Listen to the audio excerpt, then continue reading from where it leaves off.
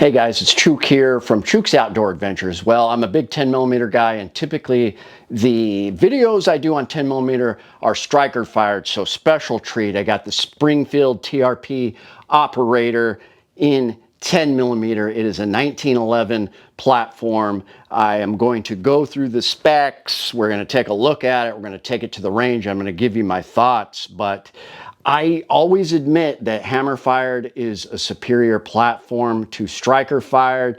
This is more ergonomic, and I just like hammer fired. The problem with 1911s is a lot of the times, especially in the 45 ACP, the mags can be very finicky. That's the weak point of the platform, and they'll hang up on the feed ramp with hollow points, and you got to tune them. So you got to spend the money and the time to tune it in order to get a reliable 1911 versus a striker fired. Pay your 600 bucks, get your Glock 20 out of the box, and it's good to go. So a little more work involved with these, but if you do that work, you do get a superior shooting firearm, in my opinion. It's just a little tougher. So that's what I have to say about that. So let's take a look at it.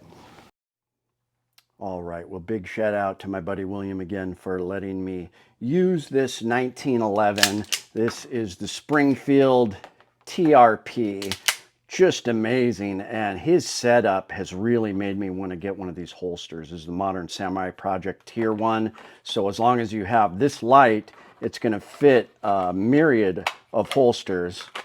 There we go. Amazing in the waistband holster, and this is his everyday carry. He carries this and is able to, man, that's good retention, is able to conceal it, no problem. You got 8+1 capacity of hard hitting 10mm. Then of course you can get mags, you know, with extra base plate. But what's interesting is this is the 45 mag from Wilson Combat, 45 ACP, but it fits 10mm and it works perfectly. I tested it out. So he's also got this mag carrier and S gear, I think. It's pretty sweet. But man, 5-inch barrel. It's amazing 1911 trigger. You got the serrations. You can tell this is a user. This has been carried. I love seeing wear on this. Now, what's interesting is this was cut by Arctic Ammo. They have a gunsmith that does work through the shop. They recommend, and because it's really weird, in order, the Springfield does offer some with optic cuts, but those ones do not have a rail. So William wanted both, so he just got one with the rail, and then he had it cut. So there was a break-in period. It took 400 rounds, and after that it's been running like a champ. And like many 1911s, it was finicky, so this would not shoot your typical flat-nosed range ammo, and it also does not like the 200 grain hard cast from Underwood because it's flat-nosed, but it will shoot full-powered Underwood extreme penetrators all day, and that's what, you know, loads his mags with, and hollow points. So he's got, you know, full power spear hollow points and extreme penetrators. The ergonomics, though, it just makes sense. I need to get something like this because, of course, I'm always, you know, shooting horrible with my Glock 20 low and to the left. But we went out once with Matt, Frontier 1, Alaska Frontier 1. He was with me on this range trip. And I shot his Desert Eagle 50 AE, and I was just hitting my target every shot. And Chuck was just amazed. He's like, that's the best shooting you've ever done. You need to get a 1911. That Glock grip angle does not work for you. When you have a 1911 grip angle, you're shooting perfectly. So it's so thin too. He's got some really aggressive grips on here. So suppressor height sights, obviously the Surefire. Any 1911 trigger is going to be better than a Glock trigger. Even the worst 19, they're just amazing. It's skeletonized everything. Ambi safety on that side, and then the slide stop. And I didn't hit the safety. I think it happened once or twice, but there's some 1911s where I hit it every time because of the way I hold my thumbs. But this one, I think I could train with it and it would be okay. But you've got that just match barrel. And I mean, this is touted as the gunfighter's warfighter gun, the tactical response pistol. They did have a contract for the military. And so I just love it. I love everything about this pistol. Let's take it to the range. All right, we got some full power hollow points, some Spear hollow points here, 10 millimeter in Springfield TRP Operator. Man, I love the ergonomics on this thing. Feels great. Let's see how she does, if there's any malfunctions, because I know some 45 1911s I've had have failed with hollow points. Sure, yeah. Because the mags are finicky, they catch. Yeah. But we'll see. Definitely. We got a full mag.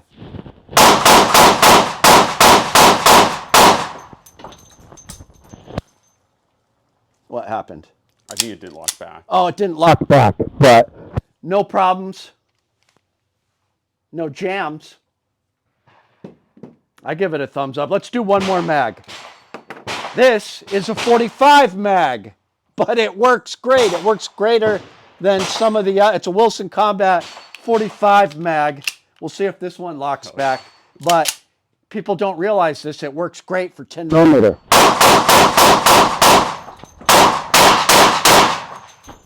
And it didn't lock back. And I put the safety up. Oh, and there was one round in it. That was weird.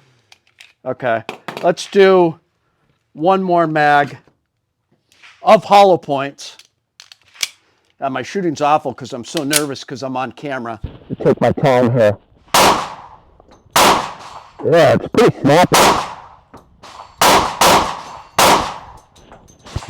Not locking back. The safety's up. So my thumb hits the safety at times.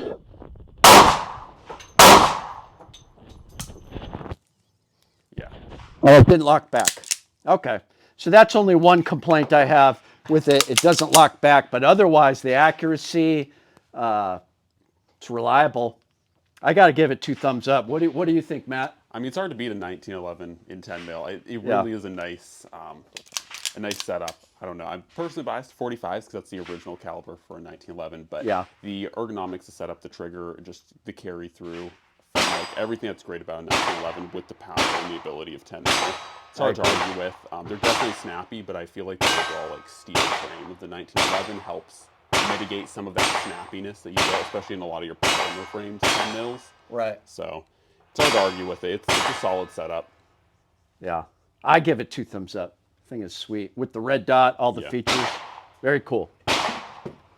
Well, there you go, guys. I was not on my best shooting today. Well, I never am, but it's weird doing these videos because I'm making sure I'm in frame, I'm in camera, the pressure's on, I know I'm being filmed, and everything about trigger control and everything just goes out the window. I need to do more range trips where I'm just, you know, having fun and focusing on form and that kind of thing. That being said, I did use snappy ammo. I didn't use any range ammo because this is finicky. This does not like flat-nosed typical range ammo. So I was shooting the penetrators and Spear hollow points, and it was very snappy because those were full power 10 millimeter rounds, but I did not have one jam. The only thing that happened was that the slide did not lock back on the last shot most of the time. And shout out to my buddy William, who's letting me borrow this, and he was surprised because that doesn't happen to him. I think it was just my grip and my form. So kind of weird. See,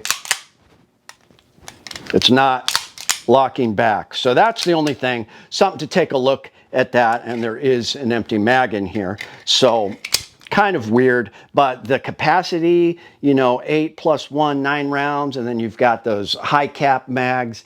I don't think you can go wrong with this. If you tune it and put the work and the time into something like this, this is absolutely better than your typical Springfield or Glock striker fired polymer handgun. You've got an all metal handgun with a hammer fired system. Just amazing. I say this is better.